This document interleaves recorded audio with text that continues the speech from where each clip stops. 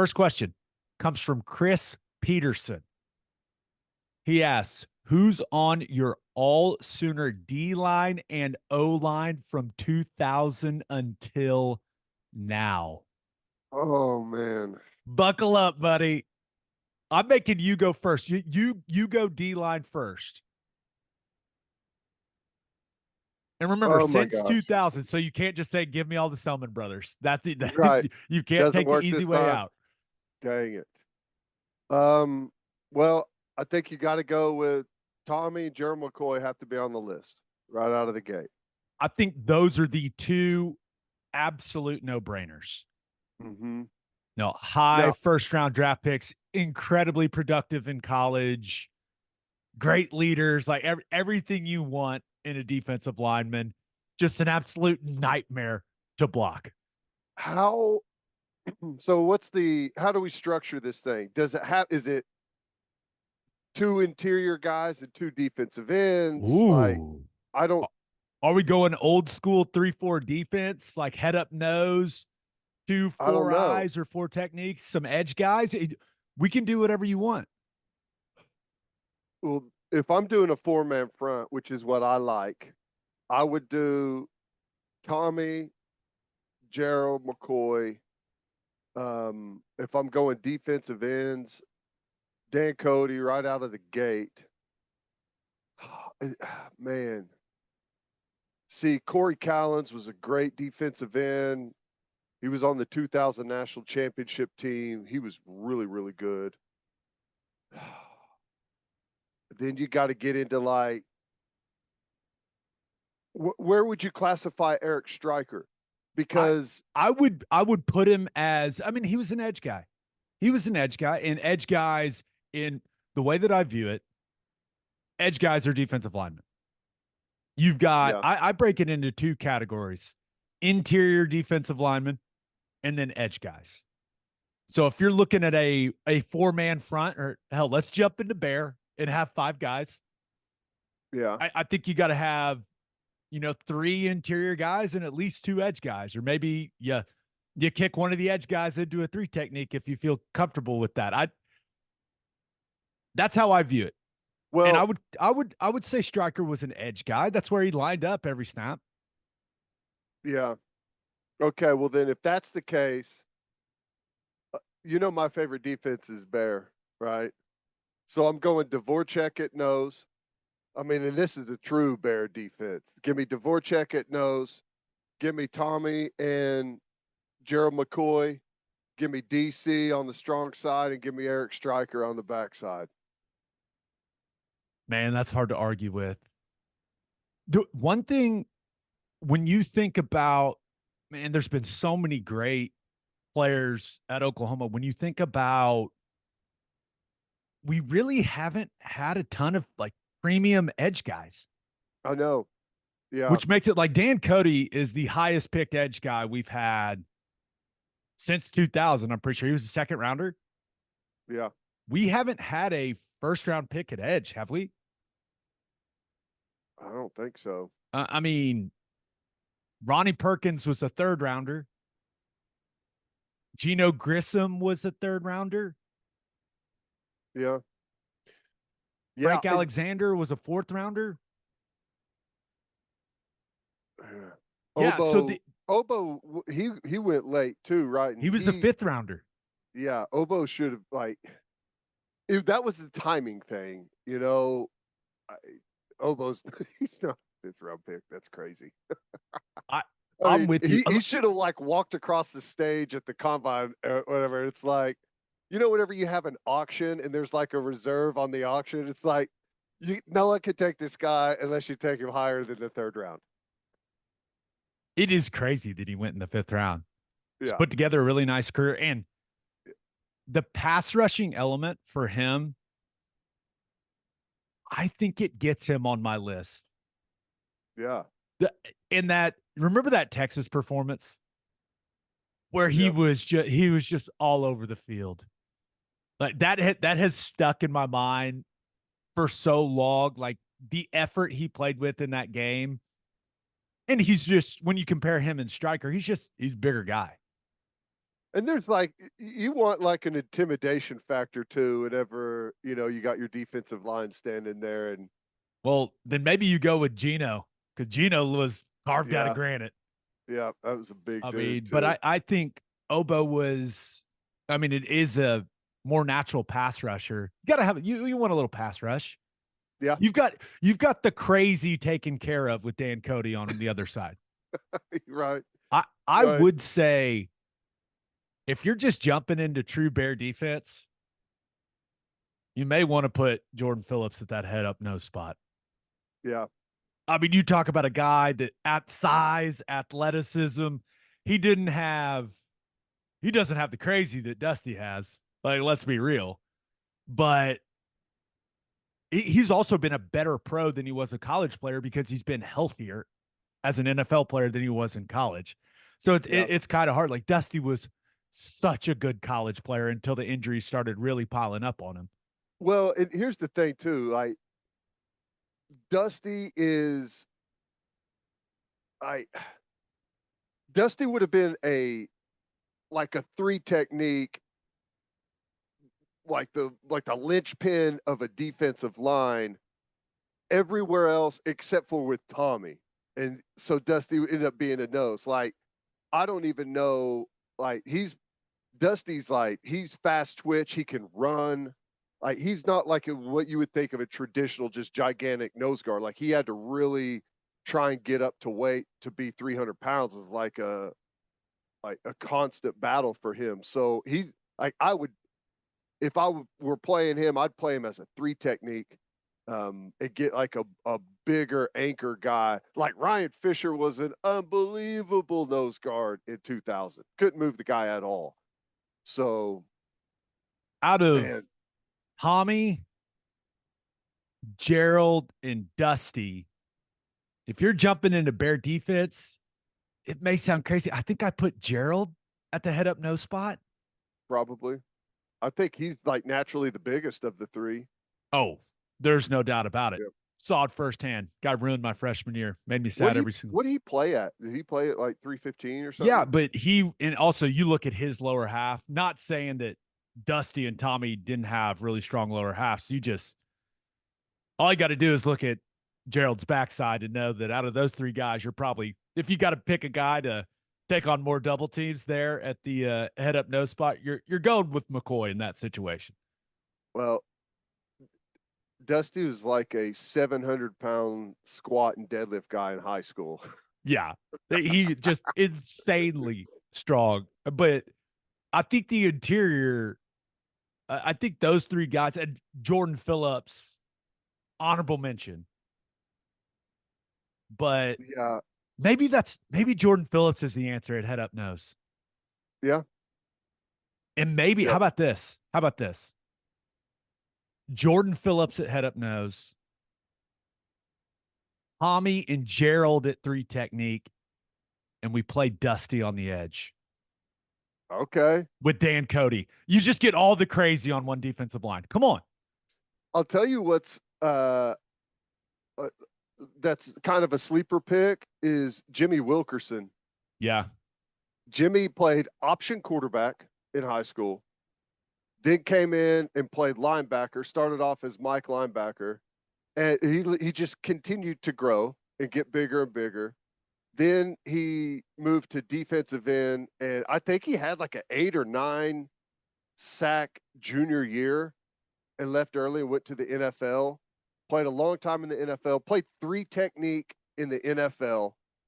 Gabe, he was like 300 plus pounds, and he was the number 5 gunner on kickoff coverage in the NFL, and was terrorizing kickoff return teams in the NFL. He was just a brutal block. Really fast, really good athlete, and you could play him obviously at all spots across the front. Good player. Long, really long arms. Awesome player. Man, I feel like the interior is much easier decision than the edge guys. Now, Dan Cody is definitely a lock. Oh, yes. But that fourth or fifth guy, whether we're in traditional 4-down defense or we've jumped into bear in this hypothetical, I think that it is. Yeah, I think that. Who's the other edge guy, man? Dan, Cody, and who? Wilkerson? If I'm trying Ronnie to plan it, Perkins? see, I Ronnie Perkins is he had some he was good a twitch, man. beast. I feel like Ronnie was a more consistent player than Obo for more of his career. Like the light turned on for Obo late in his career, Mm-hmm. and he became a problem. And he was kind of a specialist to a point, like a pass rush specialist. Like Ronnie Perkins plays straight up defensive end and like a grown ass man. So Yeah. Frank Alexander was really good. Just had some off the field stuff. yeah. If you talk At some about an point- intimidating guy, Frank was so big and long and just, God, it was just hard to get your hands on him because his arms were so long. That's why, go back. That's why he was a 4th-round pick. Yeah. Yep. At some point we need to put together like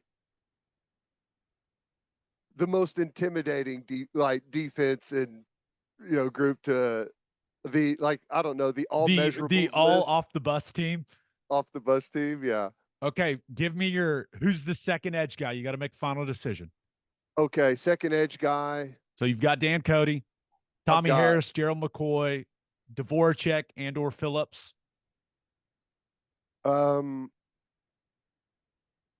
I will go with. Oh man. I think you've talked me into Ronnie Perkins. Yeah, I think that's where I'm going to go. Okay. You get some good versatility there. It's a good group. I'm sure this will not be. I'm sure no one will disagree with us. Yeah, I mean, we're only forgetting or leaving out like 15 people. Perfect. Now we move on to the O-line. Because remember, the question was O-line and D-line. So I think there are we three. Need to get like a Jeremy Beal mention in there. I mean, he was so good. Incredible. He's one of those guys you see him and you're like, okay. And then you see him play football and you're like, my goodness. I think the two was it him and Austin English that played? Austin English before the injuries. Oh, that's a good one too. He was a bad dude before the injuries started piling up. Yep. That's a good one. Dang it. So many choices. There's a lot of choices. Yes. It actually makes it more fun that it's not super obvious with the edge guys. It makes it a more fun discussion. O-line. Couple of just no-brainers. Remember, this is only since 2000. Right. Trent Williams. Mm-hmm. Creed Humphrey. Yes. Jammal Brown. Yes. This is where the conversation gets interesting. Because Lane Johnson is currently, in my opinion, the best tackle in all of football. He's a right tackle. But Lane Johnson was not what he is now when we were in college. Right. And the reason I know that is we came in together. We were the same recruiting class. We were in Kevin Wilson's tight end room together. And it took Lane a long time to find his home at offensive tackle. Despite me pestering him over and over and over and over and over again once I made the switch to come join me. He only did he just play 1 year? Yeah, pretty much. Yeah. It was the 4th pick of the draft. That's how talented he is. Yeah, he went and ran like a 4.7 or something. Yeah. Like 320 pounds. So I think Creed, and not to disrespect any of the legends, I think Creed is the best center to ever play at Oklahoma. Mm-hmm. So I think you got to have him, but maybe I put him at guard because Chris Chester is one of my favorite OU players ever. You run that outside zone in your offense, aren't you? That's why I was thinking when I was thinking about the guard position, Davin Joseph. I've heard so many stories about Davin Joseph from the guys that played Yeah, with him, buddy. where he was just, I mean, he was the guy you did not mess with. He was Yep. that dude. Well, not to, yeah, he had that mentality. Was like a national champion wrestler, incredibly strong, and I built specifically to play guard. I mean, the perfect build to play guard. Just incredible. So I feel like it would be disrespectful if I didn't have Davin Joseph on my list. Absolutely. However, tell me, I may be crazy, okay? Mm-hmm.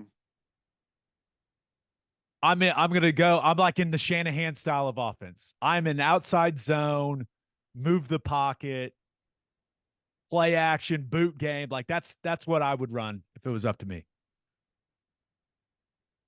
Trent Williams is gonna be my left tackle.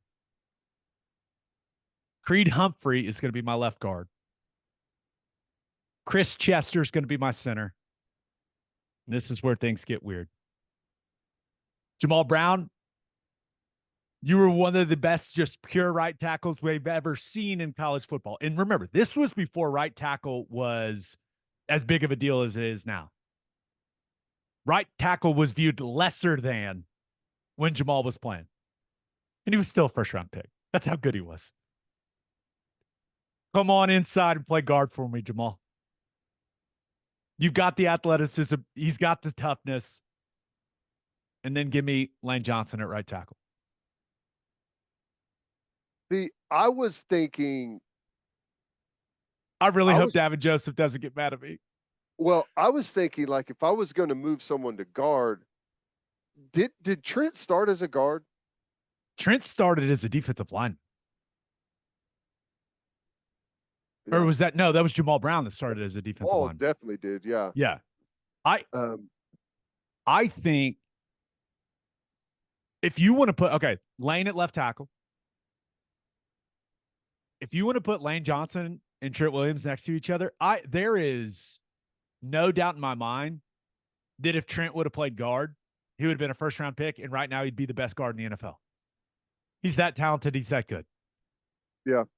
See, because that's what I was thinking is like, I would probably go, I'd keep Creed at center and go. Too many snap issues. What's that? I said too many snap issues. I've talked to him about it. Just, hey, the Chiefs are going to give you a boatload of money if you could just snap the ball, dude. I'm joking, Creed. I think I'd go Creed center, Davin at right guard, Jammal at right tackle, and then I'd go Trent at left guard and Lane at left tackle, which he plays right too, doesn't he? Yeah, but he Jammal played left in the NFL, right? Correct? Or no?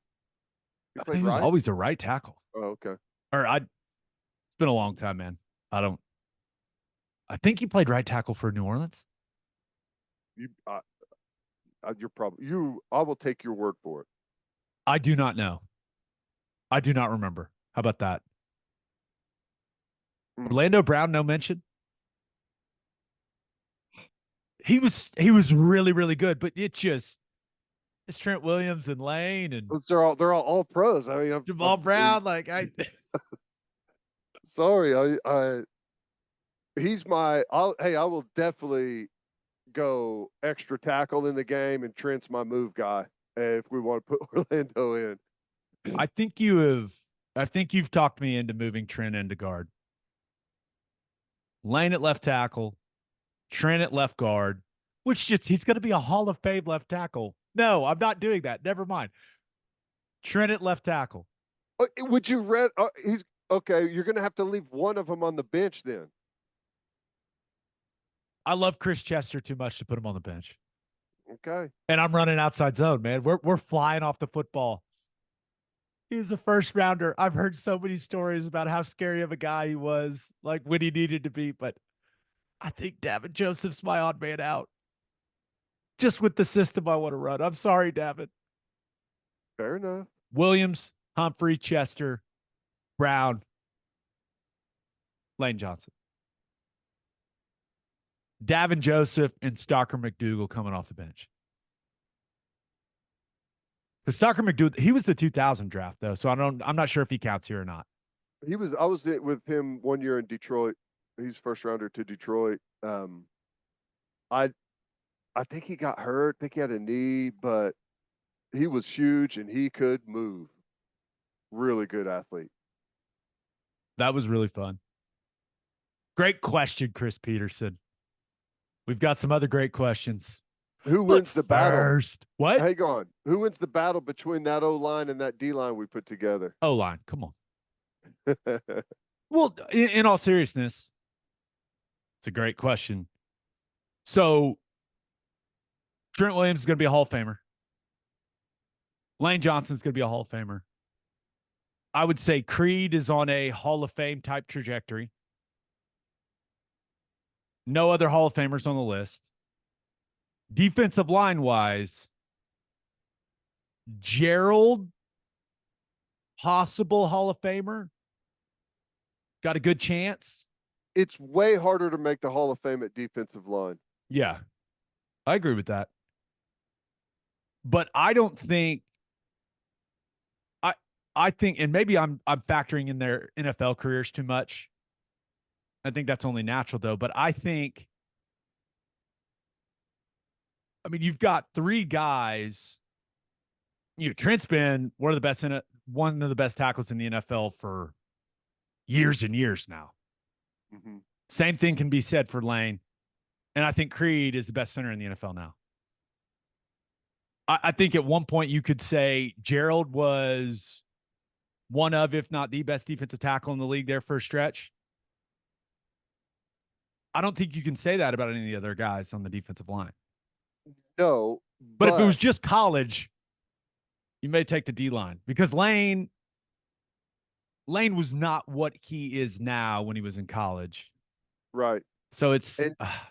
if I'm getting all of my guys at their peak, health, youth, everything, like